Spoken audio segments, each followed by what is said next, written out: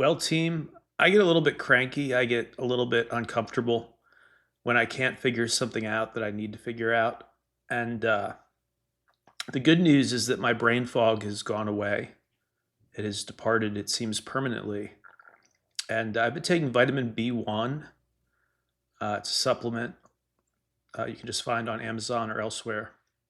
I've also been taking lion's mane, which is a mushroom. It's supposed to be good for your cognitive health. And like in the past, I had taken lion's mane and noticed absolutely no effect. And part of it is you have to get it sourced properly. Like you have to buy it from a company where it's grown in the US, because a lot of the lion's mane comes from China. And it's, dried and ground up and put into pill form. And there's nothing really wrong with it, but I think by the time it reaches us, it's no longer as potent for whatever reason. I think it really has to be grown locally. So I buy the pills from this company that's on the West Coast, another company you could find on Amazon. But point being, I feel very sharp again.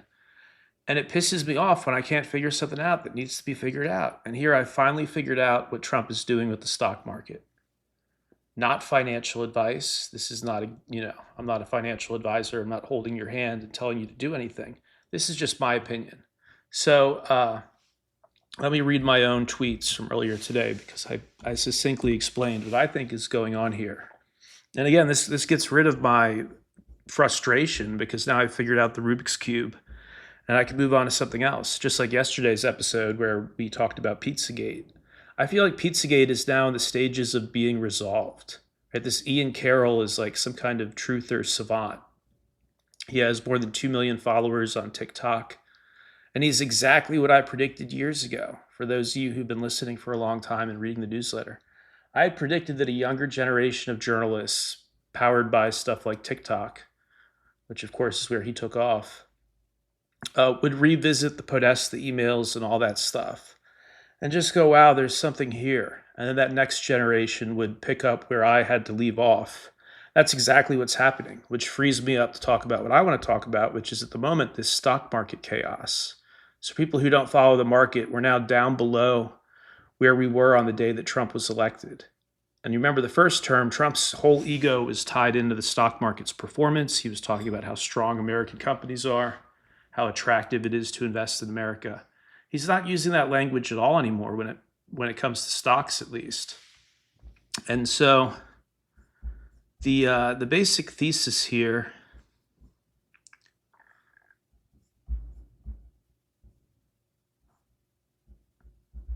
so reading the tea leaves, Trump, why can't I read my own tweet? Elon Musk has this like pop-up thing on top of the tweet. You can't even read it. There's some design flaws on X, some really just like weird design choices. I literally cannot read my own tweet. All right, reading the tea leaves, Trump something, something. So what I was saying is Trump wants the stock market to go down so that interest rates can go down. That's one of the stated priorities of his Commerce Secretary, as well as his Treasury Secretary. They both said interest rates need to come down, and they're committed to doing it. Well, how do you do that? You knock the market down.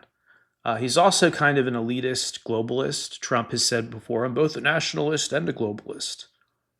And you go, oh, okay. Well, I think a lot of these semi-globalists, they have this view that we're just the masses. Not that Trump doesn't like us, but humanity is like this biomass on the planet. And if we could spend less on consumption, people like Trump and those around him would prefer it, even though he's on the right, not on the left. He shares something in common with these left-wing globalists, I think, where it's, oh, we can save Mother Earth if people are just consuming less crap. If people are just buying less plastic stuff from China. We buy ourselves some runway in terms of the health of the planet. And that's probably true. So if he's a person trying to conserve the planet, he wants the consumer to be kicked in the face, basically. So cooler markets mean less consumption. He's also talking about BIT constantly, this term, not American stocks. So again, there's a big change in his tone from the previous term. And you can't stump the Trump. You can't outlast him. You have to see what he wants. You have to deploy a kind of theory of mind. You have to put yourself in Trump's shoes and approach things from there. So Bitcoin becomes the new gold, and it makes his cabinet even richer. Lutnick, who I think came out of his nest at Cantor Fitzgerald or Goldman Sachs and came down to DC to be Trump's commerce secretary. I believe Lutnick has billions of dollars in Bitcoin. Billions. So is he going to let it flop? Is he going to let Trump just, walk in the opposite direction? It's one of their stated priorities to get this Bitcoin reserve done. One of the administration's stated priorities. I think there's still some people out there who are thinking like, oh, the adults will be in the room soon. They won't let Trump do too much. No, Trump is the adult in the room. And Hegseth and Vance and Lutnick and Bessent, Treasury Secretary. These are the adults in the room. We had before Trump 4 years of basically an absentee government that was shipping money overseas. And there's been some pushback on the transgendering animals stuff that Elon Musk has claimed the money was being spent on. People saying, oh, it was actually going to transgenic mice, not transgender. Are Musk and Trump really so dumb they don't know the difference? No, just because there was money going to a transgenic mice study doesn't mean they weren't also giving $250 million to transgendering animals. Different studies, and it raises the question, why are our taxpayer dollars going to so many perverse, weird, seemingly pointless torture studies on animals? The sand fleas that Fauci was interested in, the sand fleas eating a dog's face off, right, in a laboratory environment. How many sand fleas does it take to remove a dog's face? Is that really where our tax money needs to go? When people in California don't have homes anymore and people in North Carolina, it still looks like a disaster zone, even though it seems like the Trump FEMA people have done what Biden's folks didn't for whatever reason. You're starting to see real cleanup down there based on the videos that people are posting, which is great, long overdue. But can't we give those people a little help instead of the $250 million to transgendering animals? Or again, the program in Mozambique is very real. Like when Americans are hurting and when veterans don't have jobs, you're telling me there's no better use for our money than sending it to male circumcision clinics in Mozambique? It's not our country. It's not our problem. But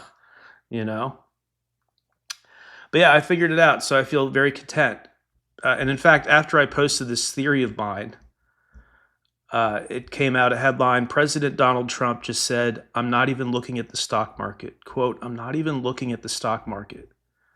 And then you have Treasury Secretary Bessent coming out with a statement that access to cheap goods is not the essence of the American dream. In other words, saying they don't care if the market falls through the floor. Total difference from the first Trump administration where he was constantly talking up the market. And then Lutnick said earlier today, again, this billionaire commerce secretary who has said he owns a lot of Bitcoin and he sees, its impact on the world. So he says the stock market is not driving outcomes for this administration. Think about the power of those words. The stock market is not driving outcomes for Trump. What does that mean? It means Trump doesn't care if the market goes up or down. He's trying to turn us back 100 years to when tariffs were dominant. And to do that gradually would be one thing, but he's flipping the switch literally overnight, flipping the switch on these countries and instituting tariffs that, again, we have not had for nearly 100 years. And so when you make a change to a system as big as the U.S. economy in such a short amount of time, you have to give people some sort of relief, some sort of silver lining or, ray of light at the end of the tunnel. And I think that ray of light is Bitcoin, that tomorrow is Trump's big Bitcoin and crypto summit at the White House. It's a little roundtable discussion with leaders from Bitcoin, and I believe one of the founders of Ethereum will be there. The Robinhood CEO, he's going to be there. So these, visionaries from the financial tech world are going to be in attendance. And a number of people have said, oh, it's going to be a nothing burger. Trump's going to let us down again. Maybe that's been his MO so far, right? With the gold audit of Fort Knox that we never heard about again. Did that ever happen? What happened to it, right? or the Epstein files have seemingly dropped off the face of the earth. The administration just doesn't talk about it now. So certainly there have been some loose ends already with Trump, but I think he's overdue to deliver a fat burger. I think we're done with the nothing burgers. I think we're literally probabilistically overdue. Just if this were the roulette table, we're overdue to hit a number at some point with Trump. And I think tomorrow he might knock this one out of the park. If the US government says it has an intent to buy a certain amount of Bitcoin over time as as a hedge against, the economy changing, that would be huge for Bitcoin. Then we would have this basic, source of demand other than the ETFs and other than Michael Saylor. We'd have all this demand that we could count on potentially for years to come. Because Saylor has said recently, excuse me, Saylor has said recently on an interview that he thinks the government might do it gradually over a number of years. So they might make the announcement and then just have, a consistent buy strategy until they get to a certain balance of Bitcoin. So that would be pretty incredible. And what is Trump doing here? He's totally retooling the economy as he sees fit. And he won by like what, 1.48%? But he knows he'll never be in there again. This is his final term. And he knows the American people want changes. And he knows if he gets rid of most taxes, nobody's going to oppose that aside from the shills in DC. That won't hurt his next, whoever he hands the baton to, the next GOP candidate for president in 2028. That certainly won't help. That won't hurt if they can run on, well, we reduced your taxes or got rid of certain taxes altogether. That will not hurt the Republicans or the MAGA base. And I think it was Chamath, whatever his name is, that VC guy, who was saying that, look, Trump's voters just don't care that much about the stock market. So if it goes down, it's not the reputational destruction that people think it is, because many of his supporters have no stocks. They're, working class. And there's probably some truth in that. There's probably some validity to that theory that Trump knows this won't destroy him. And if he's going to go to a tariff economy, this is just what happens, right? So it's like if your laptop cost $1,000 before, and now the country where it's made in has a 20% tariff slapped on it, you're now paying $1,200 for that laptop. And if you just lost your job because Doge has ended some federal contractor gig that you had, you got to keep in mind the government is one of the largest employers in the country. So if you just lost your job, you're not feeling very strong economically. You might not buy that laptop at all. And so that country now has $0 versus a sale of $1,000 or $1,200. It's a sale that doesn't occur at all. And so this could be a vicious feedback loop where consumption really collapses and where consumer strength collapses. And we get kind of an autocracy of people who were smart enough to buy Bitcoin before everything else collapsed. And I don't know if this is going to be successful. I'm just going to cover this as a journalist. I'm not one of these cheerleaders who, held up the Epstein file binders. Ooh, this is it. I'm not some Trump cheerleader. We're just going to analyze this as it drops, right, as the information comes in. And again, I think it's totally possible that Trump might knock this out of the park tomorrow with the Bitcoin reserve discussions. He might really come through for people because Bitcoin people helped Trump get elected. There is this whole, swath of voters who were disenfranchised because Biden was treating crypto mining like basically running a meth lab. And it was going nowhere under Biden. He wasn't hurting it directly, but he wasn't doing anything for it. Whereas Trump has made it such a part of his campaign rhetoric. And he's stood by it. I wouldn't be saying these things if Trump has never mentioned Bitcoin after taking office, but quite the opposite. He and his adult children have been very vocal about crypto since the election. So those are my thoughts. And, I've learned to love the destruction because ultimately it's not my presidency. He won by 1.48%. Is that a massive mandate to give a reset to the economy, to send us back 100 years in terms of the structure of where the money comes from for the government? I don't know. It's an interesting experiment. And I think even if he fails, that might help Bitcoin. It might become a real hedge against the unknown. So those are my thoughts, not financial advice, but I feel like I've, to a large extent, figured out the mystery here. Trump is really going for it. He really doesn't care if your 401k takes a hit because he sees that his strongest supporters who have money are invested in things like gold and Bitcoin that will perhaps do quite well as this tariff firestorm takes over. You had China tweeting out some stuff, basically saying that they consider this like an act of war.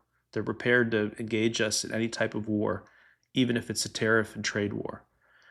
Pretty intense rhetoric, and maybe that's all it is. But yeah, Trump seems to be going for it, and if he does continue down this path, the market's going to pay, in my opinion. And very interesting times. So, welcome your comments over on YouTube.